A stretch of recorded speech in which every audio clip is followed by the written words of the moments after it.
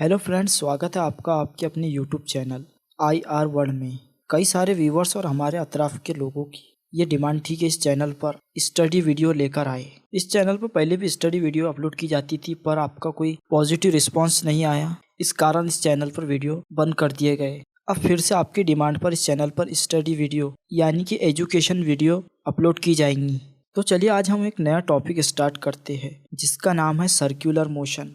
तो आपसे गुजारिश है कि इस चैनल को सब्सक्राइब करें और इस वीडियो को अपने दोस्तों में ज़्यादा से ज़्यादा शेयर करें। तो चलिए स्टार्ट करते हैं।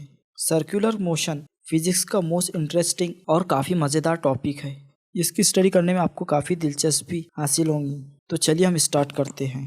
सबसे पहले हम जानेंगे कि सर्कुलर मोशन का मतलब क्या होता है और साथ ही हम इसकी स्टडी करेंगे कि किसी भी पार्टिकल के लिए सर्कुलर मोशन करने के लिए कौन कौन सी कंडीशन ज़रूरी होती है। तो पहले हम जानते हैं सर्कुलर मोशन क्या है। सर्कुलर मोशन, अगर कोई भी पार्टिकल किसी प्लेन के अंदर इस तरह मूव करता है कि उसके फिक्स पॉइंट से जो डिस्टेंस है वो हमेशा कांस्टेंट बना रहे, तो उस पार्टिकल के मोशन को सर्कुलर मोशन कहते हैं। हम इसकी डेफिनेशन दोबारा बताते हैं आपको। अगर कोई भी पार्टिकल, समझ लो पार्टिकल ए है, ये किसी प्लेन के अंदर मूव करता है तो उसके फिक्स पॉइंट से जो डिस्टेंस रहेगा वो कांस्टेंट बना रहे, यानी कि एक जैसा रहे, तो इस मोशन को हम सर्कुलर मोशन कहते हैं। इसकी डेफिनेशन इस तरह होगी। When a particle move in a plane such that its distance from fix point remains constant, then it is motion is called as circular motion with respect to the fix point. Circular motion करने के दौरान particle जिस path पर घूमता है उसे circular path कहा जाता है। ये इसके लिए कंडीशन है। सर्कुलर मोशन के लिए सर्कुलर पाथ होना ज़रूरी है। सर्कुलर पाथ के सेंटर से जो पार्टिकल का डिस्टेंस होता है उसे रेडियस ऑफ सर्कुलर पाथ कहा जाता है, यानी कि सर्कुलर पाथ का रेडियस कहा जाता है। तो अब आपके मन में ये सवाल आ रहा होगा कि किसी भी पार्टिकल के लिए सर्कुलर मोशन करने के लिए कौन कौन सी कंडीशन ज़रूरी होंगी। तो इसका आंसर है, किसी भी पार्टिकल के लिए सर्कुलर मोशन करने के लिए मोस्ट इम्पॉर्टेंट कंडीशन ये है कि पार्टिकल जिसके अराउंड घूम रहा है वो सर्कुलर पाथ होना चाहिए और उस सर्कुलर पाथ के सेंटर की तरफ एक फोर्स लगनी चाहिए। इस फोर्स को सेंट्रीपिटल फोर्स कहते हैं। ये कंडीशन सर्कुलर मोशन के लिए होनी चाहिए। तो चलिए हम सर्कुलर मोशन की कुछ मिसालें देख लेते हैं, यानी कि some example of circular motion. तो इसकी पहली एग्जांपल ये है कि अर्थ और प्लैनेट का मोशन, ये भी एक सर्कुलर मोशन में होता है।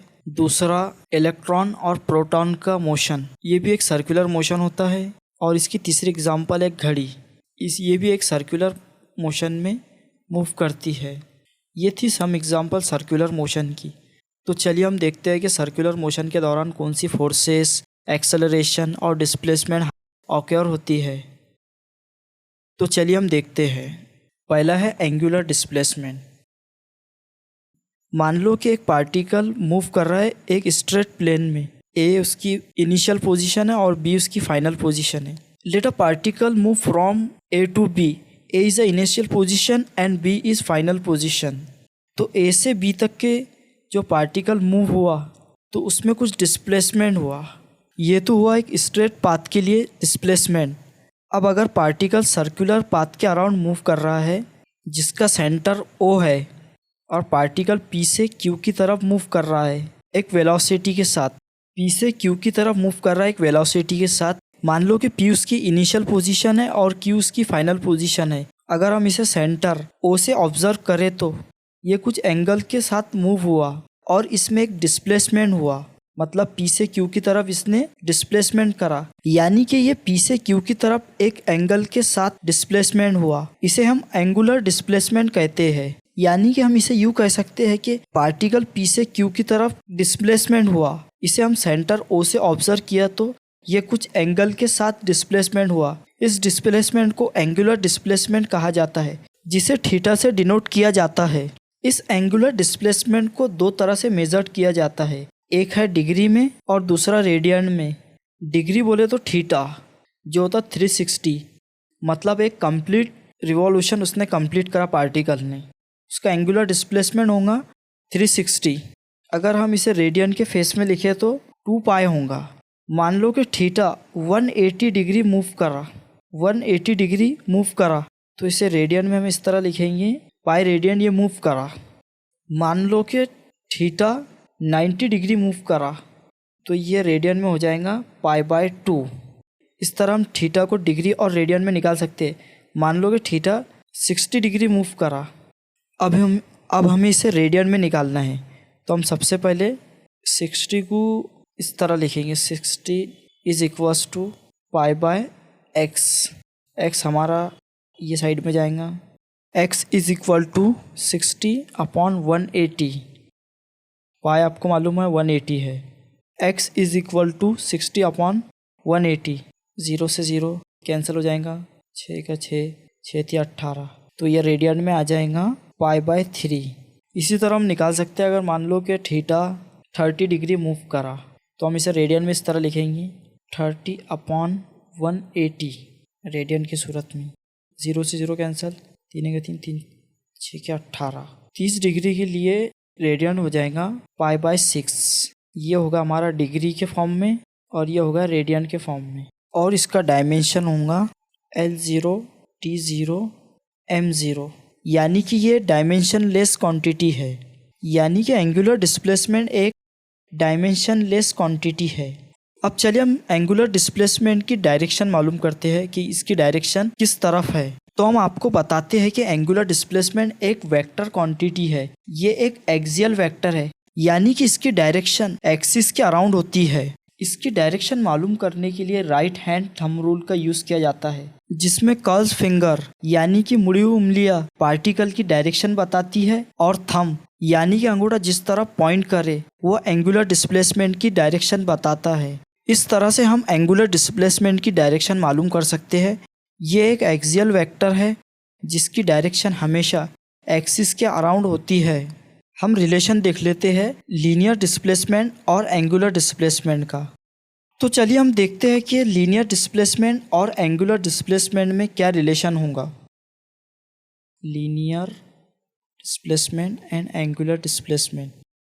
मान लो कि ए इनिशियल पोजीशन है पार्टिकल की t is equal to 0 time में, और b उसकी फाइनल पोजीशन है आफ्टर टाइम t में। थीटा उसका एंगुलर डिस्प्लेसमेंट है। s लेंथ ऑफ आर्क है ए बी का, मतलब पार्टिकल ए से बी की तरफ मूव किया तब हमें लेंथ ऑफ आर्क हासिल हुआ। r रेडियस है सर्कुलर पाथ का, r be the radius of circular path. अगर पार्टिकल सर्कल का एक पूरा चक्कर यानी कि 1 कंप्लीट रिवॉल्यूशन करता है तो उसका एंगुलर डिस्प्लेसमेंट होगा थीटा इज इक्वल्स टू 360, जो होगा theta is equals to 2 pi. हम जानते हैं कि length of arc is equals to radius होता है 1 कंप्लीट रिवॉल्यूशन के लिए। सर्कल में हमने ये पढ़ा है। तो थीटा इज इक्वल्स टू यहाँ होगा S/R। तो S इज इक्वल्स टू होगा हमारा R इंटू थीटा। ये रिलेशन होगा हमारा लीनियर डिस्प्लेसमेंट और एंगुलर डिस्प्लेसमेंट में। अब चलिए हम देखते हैं एंगुलर वेलोसिटी और एंगुलर एक्सेलरेशन के बीच में क्या रिलेशन होता है। उससे पहले हम देखते हैं कि एंगुलर वेलोसिटी और एंगुलर एक्सेलरेशन क्या होता है। सबसे पहले हम देखते हैं कि एंगुलर वेलोसिटी क्या होती है। एंगुलर वेलोसिटी, इसकी डेफिनेशन होती है change in angular displacement upon change in time is known as angular velocity. It is denoted by omega. यानी कि यूनिट टाइम में पार्टिकल सर्कल के अराउंड कितने एंगल चलेगा उसे एंगुलर वेलोसिटी कहते हैं। सपोज पार्टिकल 1 सेकंड में π/4 चला,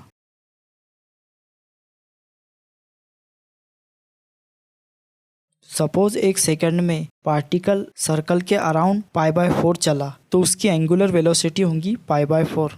यानी कि 1 सेकंड में जितना एंगल कवर किया उसे एंगुलर वेलोसिटी कहते हैं। इसे ओमेगा से डिनोट किया जाता है और इसकी एसआई यूनिट रेडियंट पर सेकंड होती है।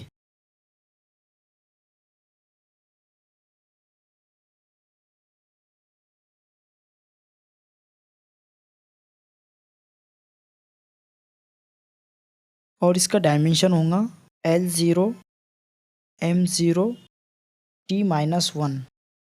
एंगुलर वेलोसिटी एक वेक्टर क्वांटिटी है।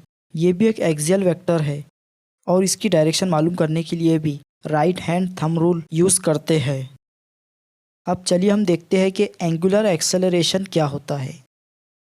एंगुलर एक्सेलरेशन,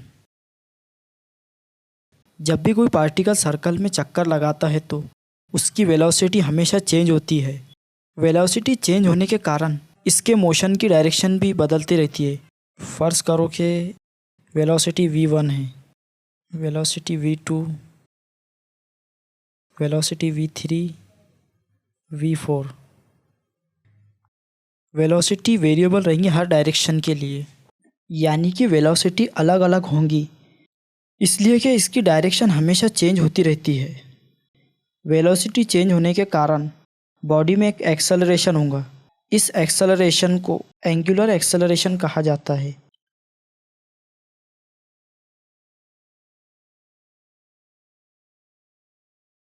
और इसे अल्फ़ा से डिनोट किया जाता है। इसकी डेफिनेशन इस तरह होगी कि change in angular velocity upon change in time. इसका डायमेंशन होगा, एंगुलर वेलोसिटी की यूनिट होती है रेडियन पर सेकेंड और टाइम का यूनिट होता है सेकेंड। तो alpha is equals to radian per second square. तो इसका डायमेंशन होगा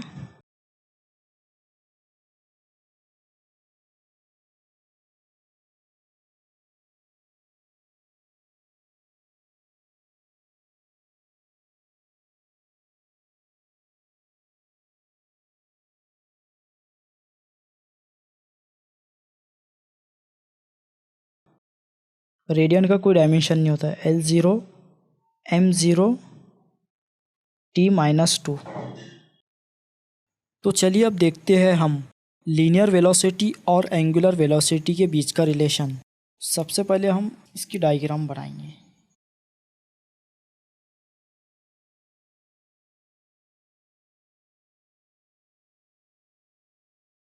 एक पार्टिकल ए है, ए से बी तक के इसने मूव करा एक वेलोसिटी के साथ।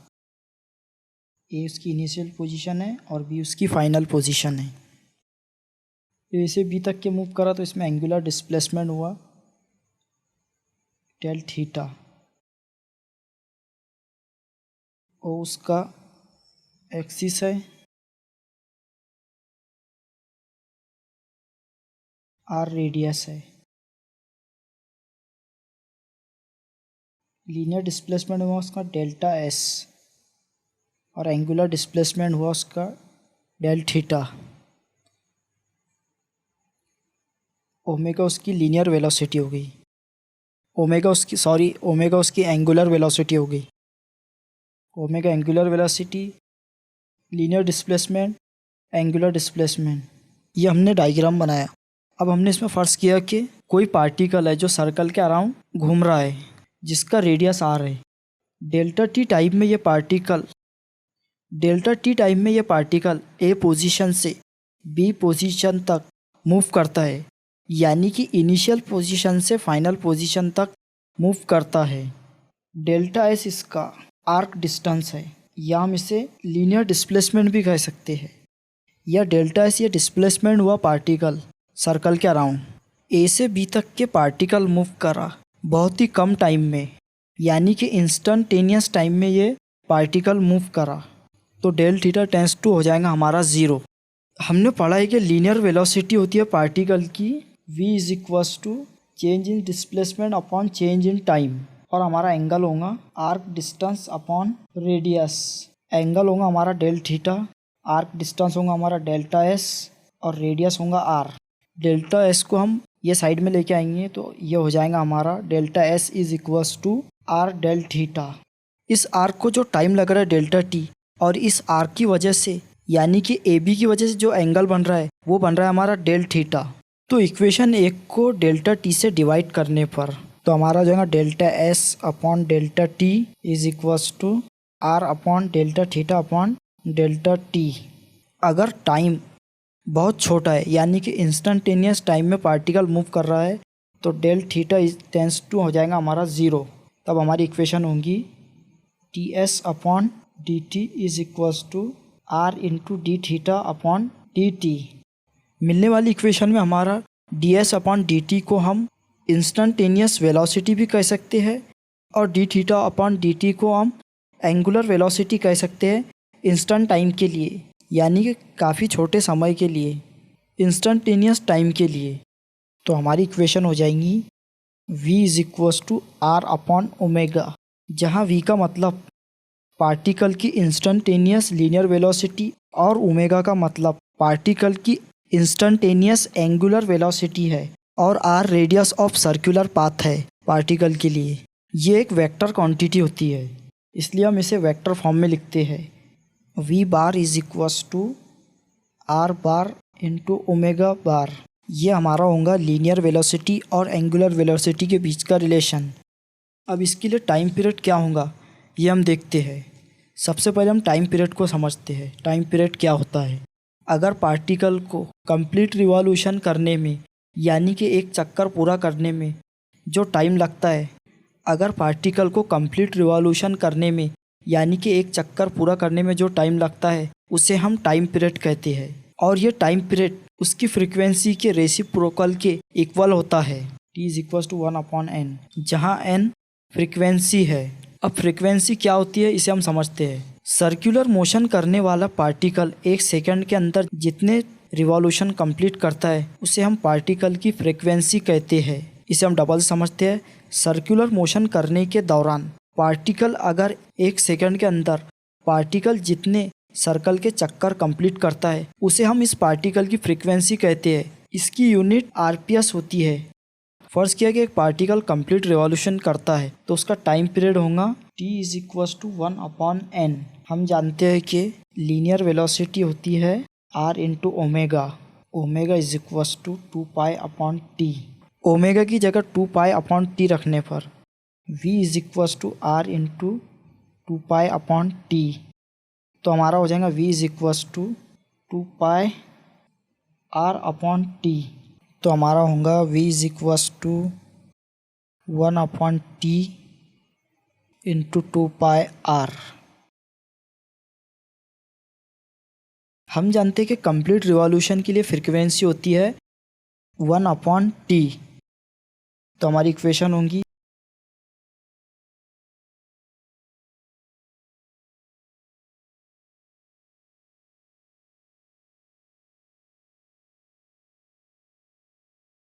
v is equal to n into 2πr। तो हमारी इक्वेशन फाइनल ये होगी v is equal to n into 2πr।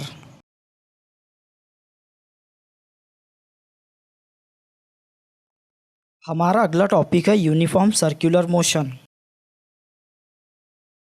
चलिए देखते हैं यूनिफॉर्म सर्कुलर मोशन क्या होता है। जैसा कि आपको इसके नाम से ही पता चल रहा है कि यूनिफॉर्म मतलब एक जैसा, कांस्टेंट। चलिए इसकी डेफिनेशन देख लेते हैं हम। जब कोई पार्टिकल सर्कल के अराउंड कांस्टेंट स्पीड के साथ घूमता है तो उस पार्टिकल के मोशन को हम यूनिफॉर्म सर्कुलर मोशन कहते हैं, जिसमें वेलोसिटी कांस्टेंट होती है। हम जानते हैं कि लीनियर वेलोसिटी और एंगुलर वेलोसिटी के बीच का रिलेशन होता है v is equal to R omega, जिसमें वेलोसिटी कांस्टेंट है। तो हमारा ये हो जाएगा, ओमेगा इधर जाएगा तो वेलोसिटी इसके अपॉन में आएंगी। Omega is equal to v upon R, constant uniform circular motion के लिए, जिसमें ओमेगा कांस्टेंट हो जाएगा और एंगुलर एक्सेलरेशन यानी कि अल्फ़ा 0 हो जाएगा। चलिए हम यूनिफॉर्म सर्कुलर मोशन के लिए टाइम पीरियड देख लेते हैं। तो इसके लिए टाइम पीरियड होता है हमारा, time period is equals to circumference of circle upon linear velocity, यानी कि t is equals to 2πr/v। हम जानते हैं कि लीनियर वेलोसिटी और एंगुलर वेलोसिटी का रिलेशन होता है v is equals to R omega. तो v की वैल्यू ये इक्वेशन में पुट करने पर t is equals to 2πr/r omega. अब हमारा ओमेगा होता है यूनिफॉर्म सर्कुलर मोशन के लिए v/r। तो ये हो जाएगा हमारा t is equals to 2πr/r into v/r।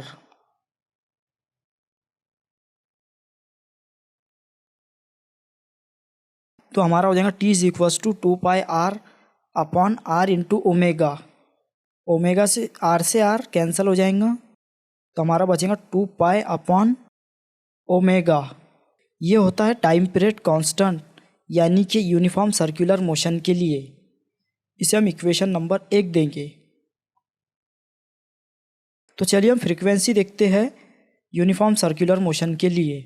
हम जानते हैं कि फ्रीक्वेंसी होती है हमारी n is equals to 1 upon T. T की वैल्यू इस इक्वेशन में पुट करने पर 2π अपॉन ओमेगा, ओमेगा ऊपर जाएगा, n is equals to 1 upon 2π upon omega, n is equals to 1 upon 2π upon omega. हम जानते हैं कि एंगुलर वेलोसिटी होती है हमारी omega is equals to v upon r.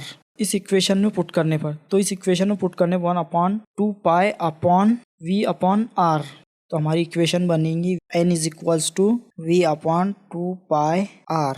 तो यूनिफॉर्म सर्कुलर मोशन के लिए फ्रीक्वेंसी होंगी हमारी n is equals to v upon 2π r। अगर आपको समझ में आ रहा है तो कमेंट करें, अगर जो चीज़ नहीं समझ में आ रही है तो कमेंट करें। तो उस टॉपिक पर हम अलग से एक वीडियो बनाएंगे और आपको पूरा डिटेल में समझाएंगे। तो यहाँ तक आपके माइंड में ये क्लियर हुआ? अगर यहाँ तक आपको क्लियर हुआ तो हम अगला टॉपिक देखते हैं। तो हमारा अगला टॉपिक है relation between angular acceleration and linear acceleration. Relation between angular acceleration and linear acceleration. तो चलिए हम इसकी डायग्राम बनाते हैं।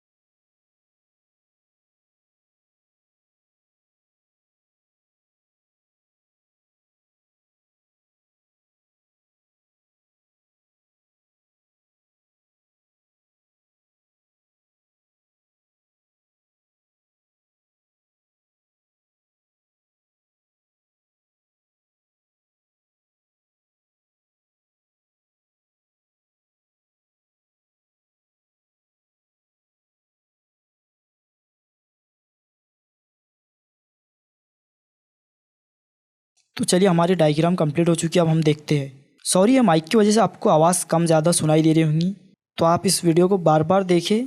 जो आपको नहीं समझ में आ रहा है तो इसे रिवाइंड कर करके देखिए, आपको पूरा क्लियर समझ में आ जाएगा।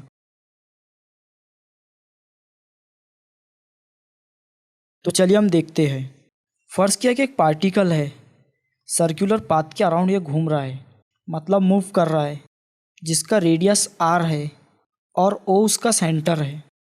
अगर ये पार्टिकल सर्कल के अराउंड घूम रहा है तो जाहिर सी बात है उसकी लीनियर वेलोसिटी भी प्रोड्यूस हो रही होंगी। तो लीनियर वेलोसिटी हमारी v और ओमेगा उसकी एंगुलर वेलोसिटी है। पार्टिकल p से q की तरफ मूव कर रहा है तो कुछ एंगल कवर कर रहा है, तो उसकी एंगुलर वेलोसिटी होंगी ओमेगा। जब ये पार्टिकल पी क्यू पर होगा तो इसका पोजीशन वेक्टर होगा r बार। हम जानते हैं इस पोजीशन वेक्टर r की डायरेक्शन सर्कुलर पाथ के सर्कल से पार्टिकल की तरफ होती है, और हम जानते हैं कि पार्टिकल की लीनियर वेलोसिटी v और एंगुलर वेलोसिटी ओमेगा के बीच का रिलेशन होगा v bar is equals to omega bar upon omega bar, sorry, v bar is equals to omega bar into r bar.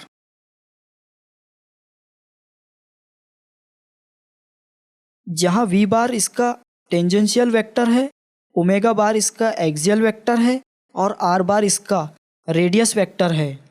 This vector are mutually perpendicular. अब जैसे जैसे ये particle circular path के ऊपर मूव करेगा तो इसकी वेलोसिटी लगातार चेंज होती रहेंगी, यानी कि इस पार्टिकल का मोशन एक्सेलरेशन मोशन होगा। हम जानते हैं कि किसी भी पार्टिकल की वेलोसिटी में जो चेंज होता है उसे उस पार्टिकल का एक्सेलरेशन कहते हैं। तो ये हमारा हो जाएगा a bar is equals to D V bar upon D T. तो इसे हम इस तरह लिख सकते हैं कि a bar is equals to D upon D T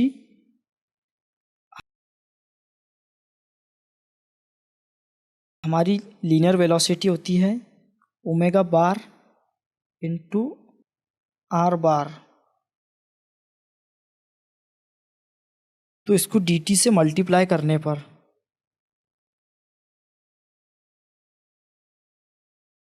D omega by D T into are plus omega into D R upon D T. हम जानते हैं कि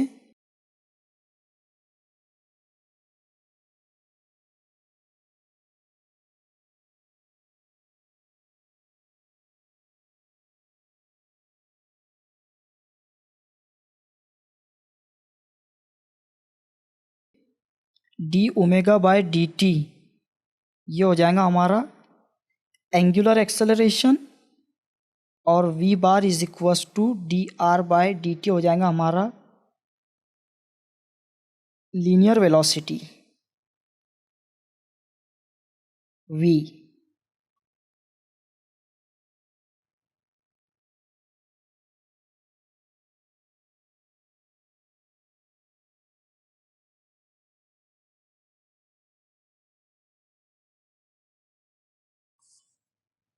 तो हमारा एक्सेलरेशन हो जाएगा इसके लिए a bar is equals to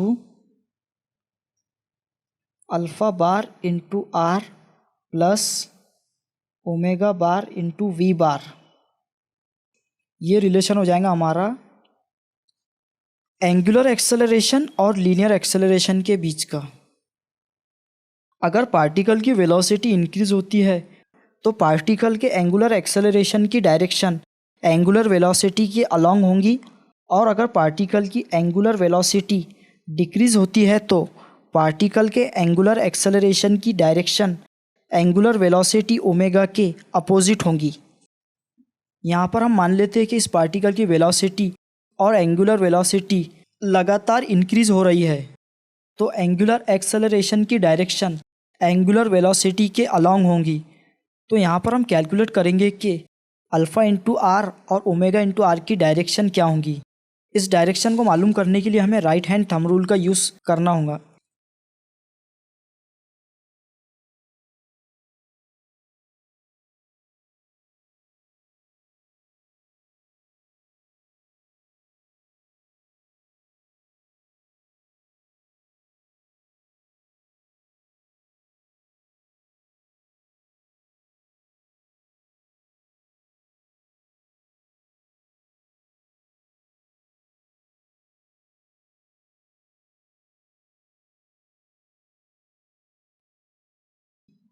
alpha बार और रेडियस की डायरेक्शन हो जाए, रेडियस की डायरेक्शन टेंजेंशियल एक्सेलरेशन का प्रोडक्ट होगा।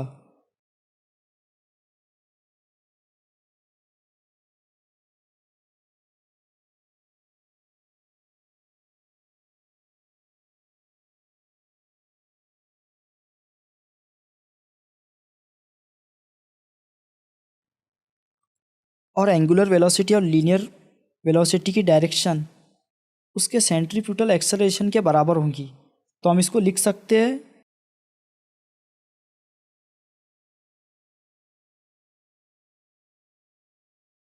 ए bar is equals to tangential acceleration plus centrifugal acceleration, जहाँ ए टी टेंजेंशियल एक्सेलरेशन है और ए सी सेंट्रीफ्यूगल एक्सेलरेशन है।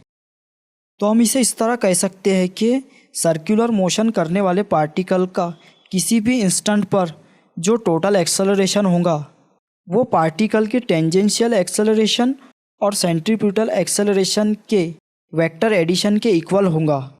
हम इसे कह सकते हैं कि सर्कुलर मोशन करने वाले पार्टिकल के एक्सेलरेशन के दो कंपोनेंट होते हैं, एक टेंजेंशियल एक्सेलरेशन और एक सेंट्रीपिटल एक्सेलरेशन।